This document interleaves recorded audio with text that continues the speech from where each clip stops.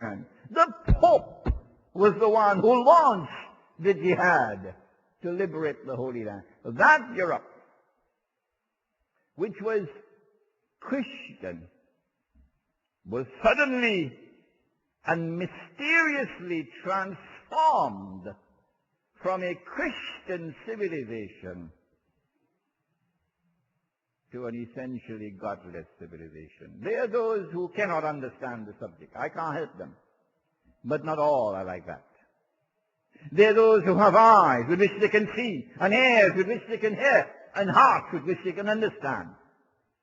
And they can understand these words which I speak. That it was mysterious. The transformation of Europe, the white world, from an ostensibly Christian world to a godless world. I say to you, this did not happen by accident. No.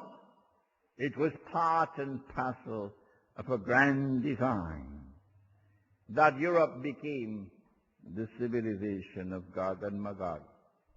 And Gog and Magog wage fasad. Fasad is corruption. Inna Ya'juj wa Ma'juj mufsiduna fil ard. Fasad is corruption, but a corruption which destroys. And so everything they touch, they corrupt, they destroy. And that civilization, which is now essentially godless, now attacks the world of money to corrupt it and to destroy it. In this, the first stage of the mission of Dajjal, one country emerges as the ruling state in the world, mysteriously, a little island off the coast of Europe that Napoleon had contemptuously dismissed as a nation of shopkeepers. Yeah, Britain becomes the ruling state in the world, the island of Britain. And we use the hadith.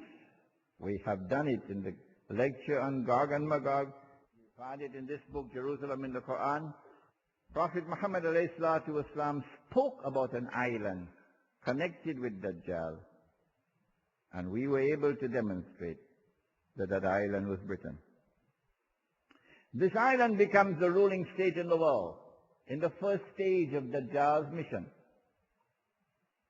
And when Britain became the ruling state, then at the end, towards the end of the 18th century, somewhere around 1794, 96, somewhere around there, the Bank of England was established. Not as a state institution, as a private institution. The Federal Reserve Bank is not owned by the U.S. government. The Federal Reserve Bank is a private institution. Shouldn't you ask yourself why? When the Bank of England was created, the government could now borrow from the Bank of England. You need money to wage war. You've got to borrow. So now they're borrowing from the Bank of England. And the Bank of England introduces paper money. They have another sophisticated term for it. They call it fiat money. Paper money.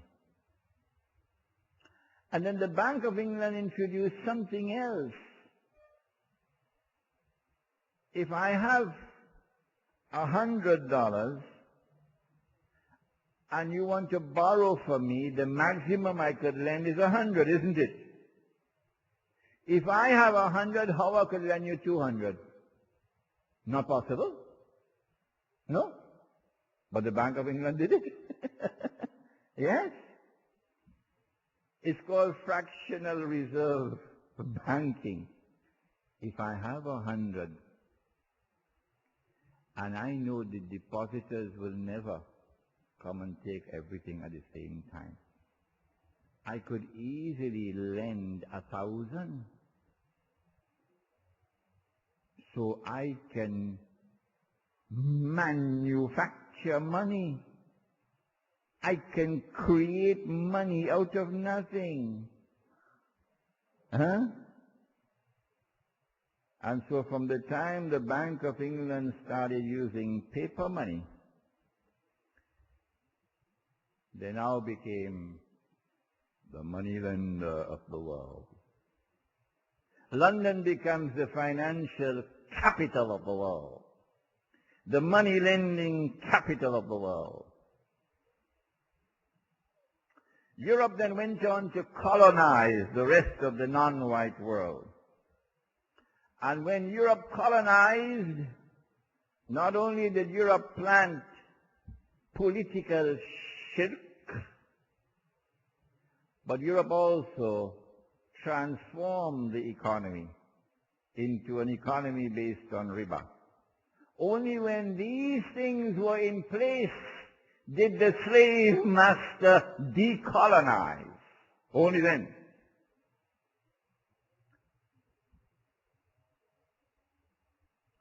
And so now, all the rest of the world borrowing money from Britain. Sterling pound is the international currency. Well, we never heard about this before. An international currency? We always knew about gold, buying and selling with gold, and gold is gold wherever it is. But now one currency emerges. Strangely, the one which belongs to the ruling state, the island of Dajjal, and it is the international currency. It is the sterling pound. And then came stage 2, when Britain is no longer the ruling state, and a new ruling state replaces Britain in a strange and mysterious way. It didn't happen by accident. What do you think? We have peanuts in our head. Between the First World War and the Second World War, the transfer of power takes place. And it culminates with the Bretton Woods Agreement in upstate New York. Sterling pound. His Majesty the sterling pound is no longer the international currency. It is replaced by His Imperial Majesty the US dollar. The United States takes over from Britain as the ruling state in the world. And in the same way that Britain had a strange and mysterious relationship with the Jews and the Holy Land and the State of Israel, so too does Washington and the United States maintain the strangest of relationships with the Jews, the European Jews, and with the Holy Land and the State of Israel. You cannot explain the relationship between the United States of America and the State of Israel using normal tools of political analysis. No, you cannot. You have to go to the Quran and to a man named Muhammad sallallahu ta'ala alayhi wa sallam. When the United States dollar became the ruling currency in the world, the international currency, at Bretton Woods, an agreement was established to which Britain very reluctantly acceded. John Maynard Keynes was not at all pleased with what was happening at Bretton Woods, in which two things were agreed upon. Number one, that only one currency now in the world would be linked to gold, only the US dollar. And all the rest of the paper money in the world will now have their values assigned to them on the basis of their link with the US dollar.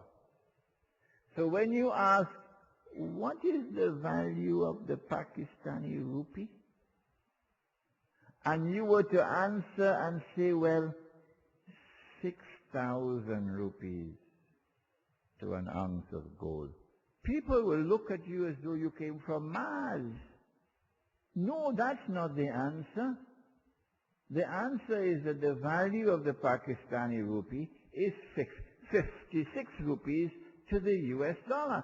That is the civilized answer. Huh? So this is the first